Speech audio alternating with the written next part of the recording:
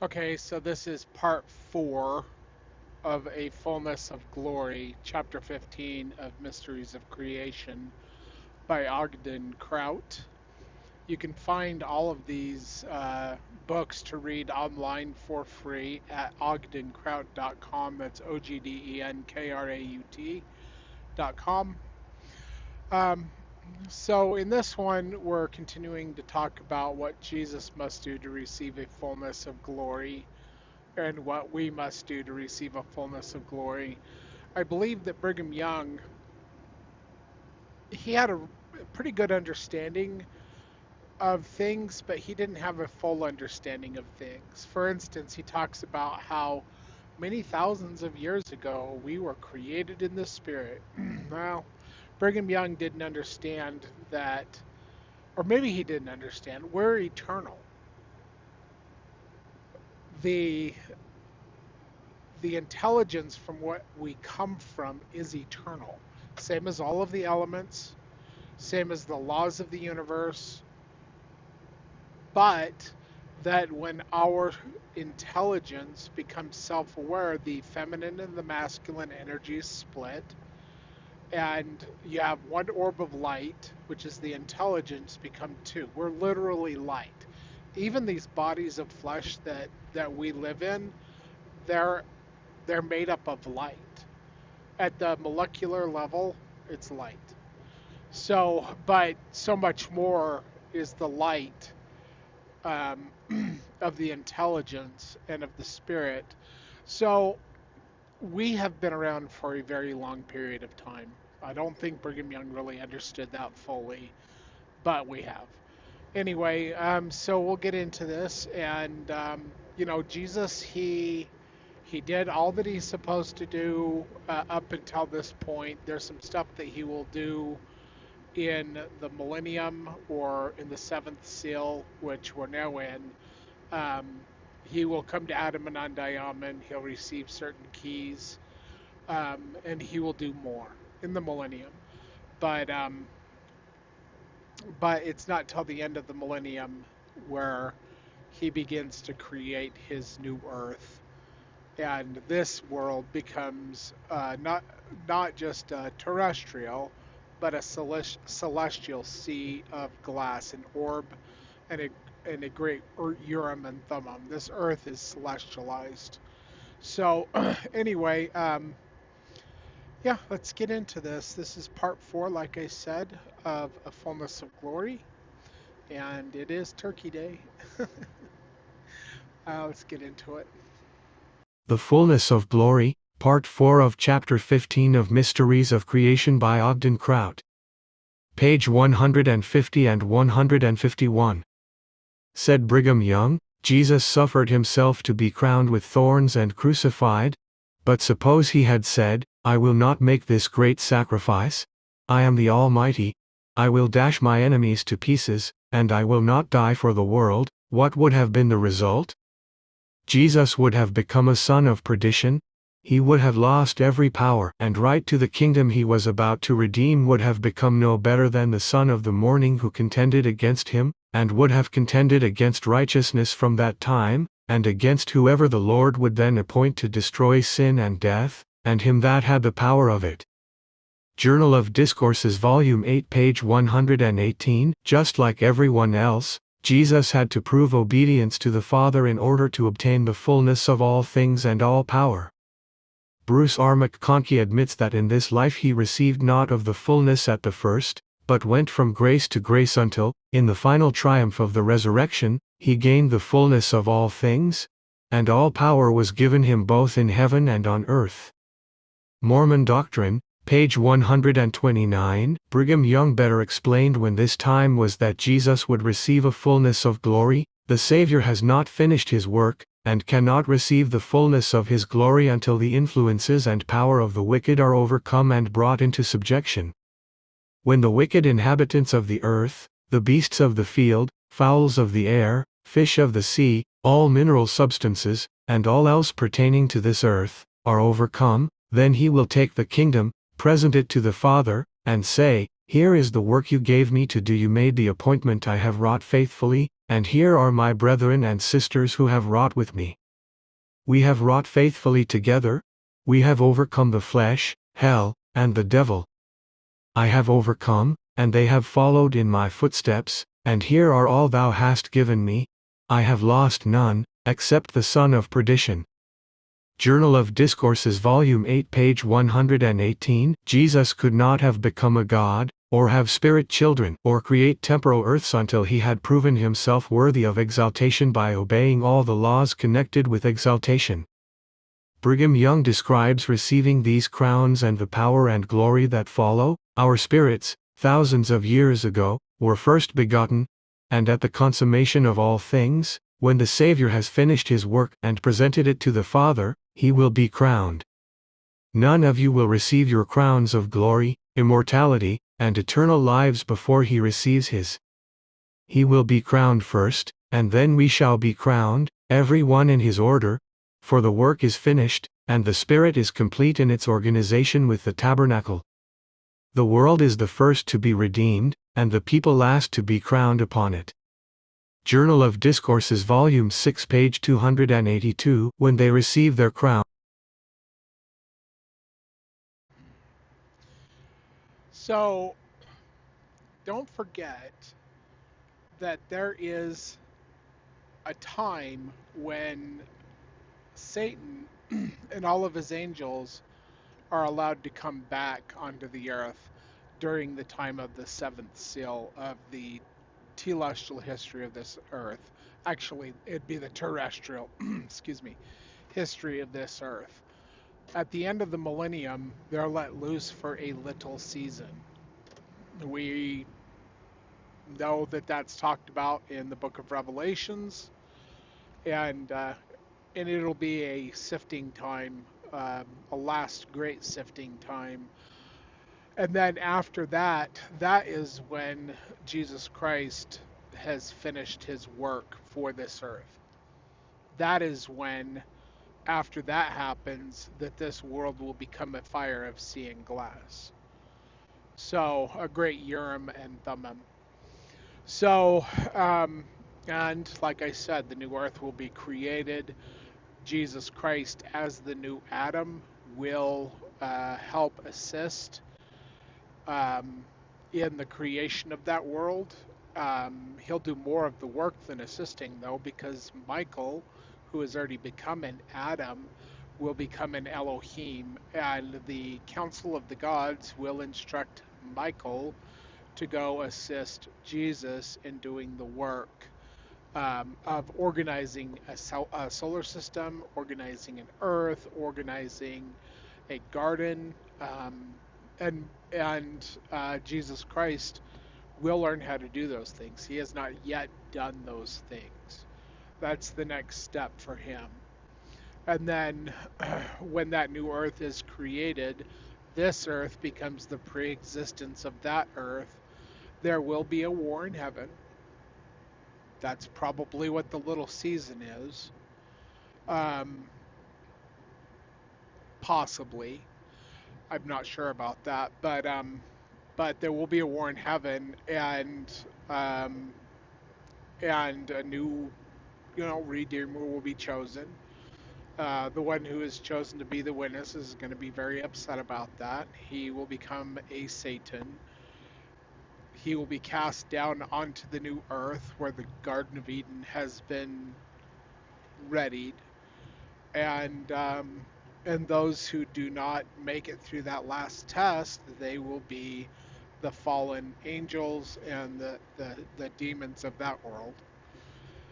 And then I will, as a redeemer at that point, will um, organize the world of spirits, and we'll get all that done with. A new witness will be chosen out of the rank of the mighty and strong ones, and then those who did not make it through, um, who are mighty and strong, they'll be replaced by noble and great ones, and those who did not make it through, who are mighty and who are noble and great, others will replace them. So every earth has the same levels.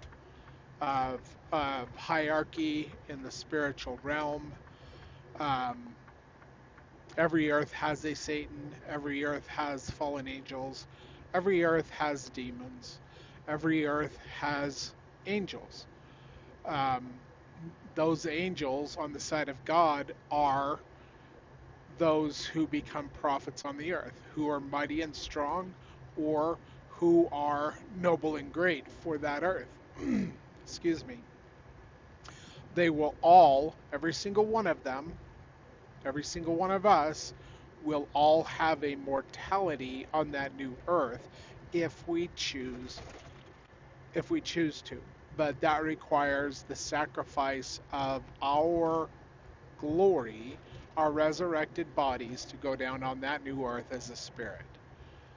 And the father of that earth, Adam, who is Jesus Christ, who is the new Adam, he will lead the way.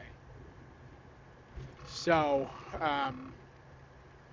and this is done every time there's an earth created. There's always an Adam, but Adam is a title, and there's always the office of an Adam. For instance, there is a title of First Presidency in the Church of Jesus Christ of Latter-day Saints.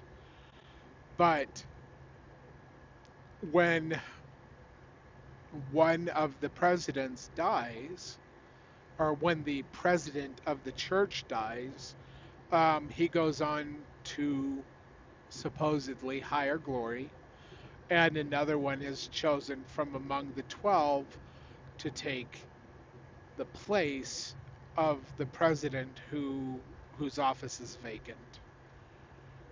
So that's kind of like an example of how these things work. When they receive their crowns, their dominions, they then will be prepared to frame earths like unto ours, and to people them in the same manner as we have been brought forth by our parents, by our Father and our God. Journal of Discourses, Volume 18, page 259.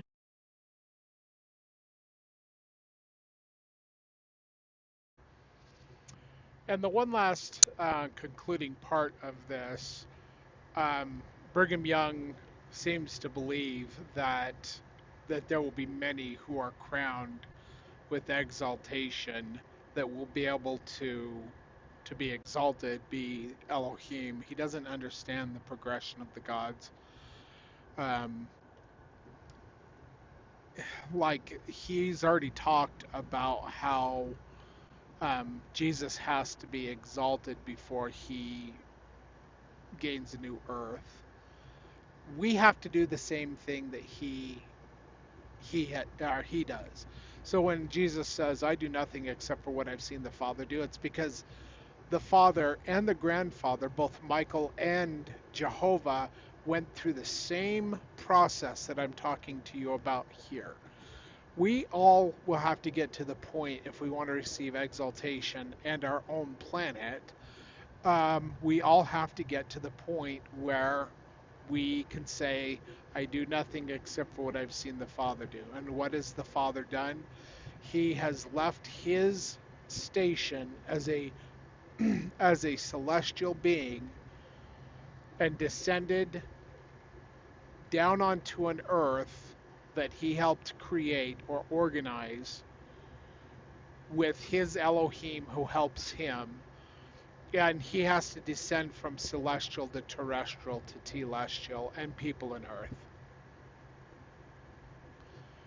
And then his son has to redeem him from the fall. Jesus Christ was 100% guaranteed to do that. So this whole idea, what would happen if Jesus didn't? There was no, there was no um, doubt in Michael's mind that Jesus wouldn't do exactly what was required.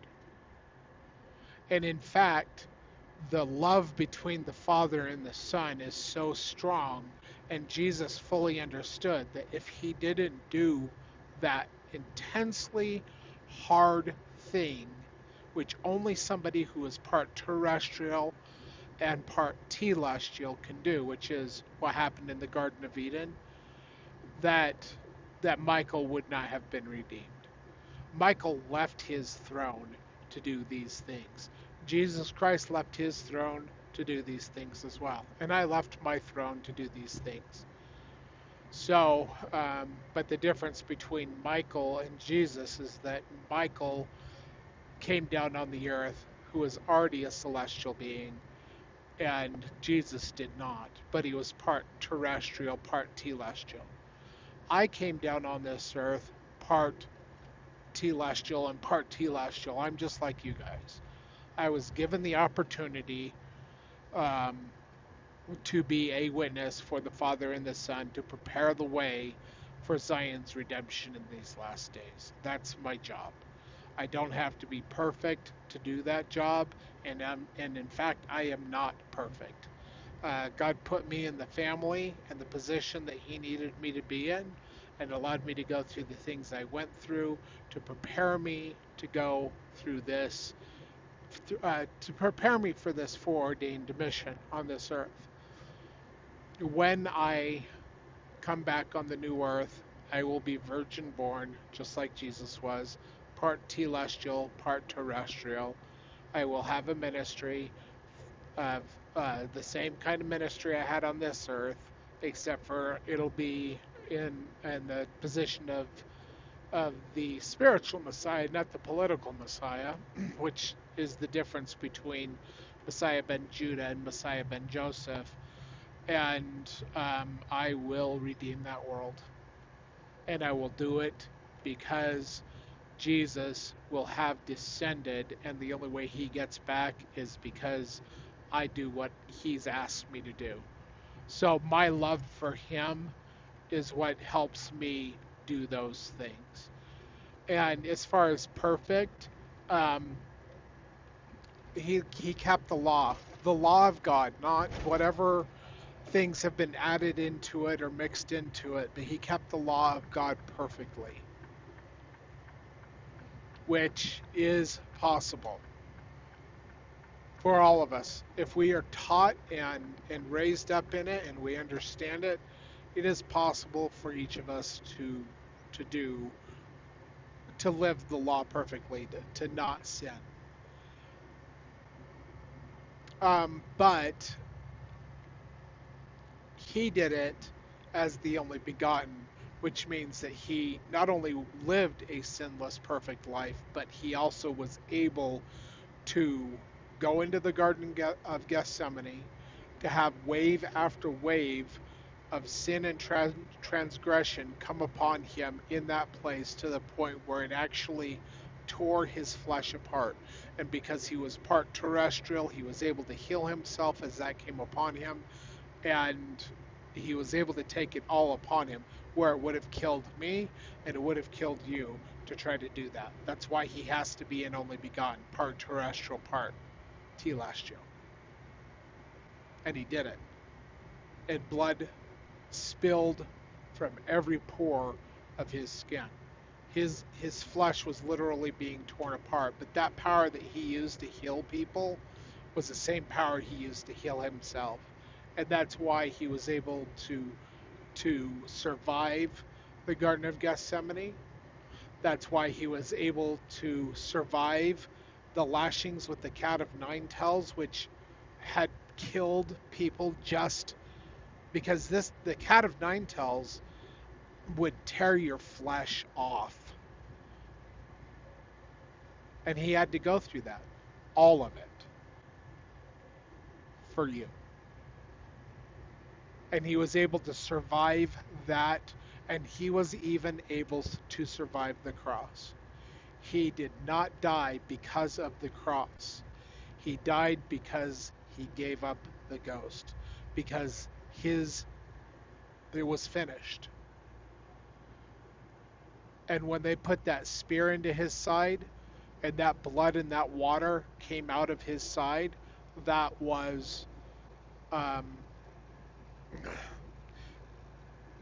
don't know what you call it, but like when you have a massive broken heart, there's certain things that happen within the organs of your body, and that's what happens inside your body. So when they put that spear in there, water and blood came out because that's something that happens when you die of a massive heart attack or a broken heart. And he died of a broken heart. But he died because he willingly gave up the ghost when it was finished. And then he had the power to take upon himself his body again. And I believe there's still mysteries to that we don't fully understand. But at the end of all that, and he's resurrected, the first person he goes to is his wife, Mary Magdalene, who was not a whore. Um, I think there's something about seven demons that was within her. That's a lie. She did not have demonic possession. In fact, she was caught up to the seventh heaven. So Paul was caught up to the third, but she was caught up to the seventh. And Satan, he inspired people in the early centuries of Christianity after it had been hijacked by Rome to say those lies about Jesus' wife. So anyway, but yeah, let's get into part 5, which will be the final part of A Fullness of Glory, chapter 15 of Mysteries of Creation. If you're watching this on TikTok, you can also find this at YouTube. Channel name is Zion's Redemption Radio Network. It's the same thing on Rumble, Zion's Redemption Radio Network. And if you're watching on those two platforms, you can find these things on TikTok by looking up Red Pill Mormon. I always post to TikTok first, and then I post to YouTube second, and then I post to Rumble third. And I'm going to try to be more diligent with posting to Rumble. I'm also not posting as much in my Facebook groups. Um, Trying to juggle all these things, juggle work, juggle everything. It's sometimes it's difficult to remember everything, but I do have a Facebook group which just turned 11 years old, and there is 10.5 thousand people in that group. It's called LDS Last Days Prophecy and Gospel Discussions. You can go check that out. Well, there's a lot of people posting there, a lot of content. I am the main admin of that group. I also, you can follow me um, on Facebook as well. My Facebook account is, uh, well, Lichtenwalter Mark, or Mark Lichtenwalter. And if you don't know how to say or spell Lichtenwalter, it's really easy. Just go to my Facebook group and look up lead admin, and you'll find my profile there. So, all right, well, thank you for watching this. I'll get into the fifth and final part of this chapter. Thanks for watching.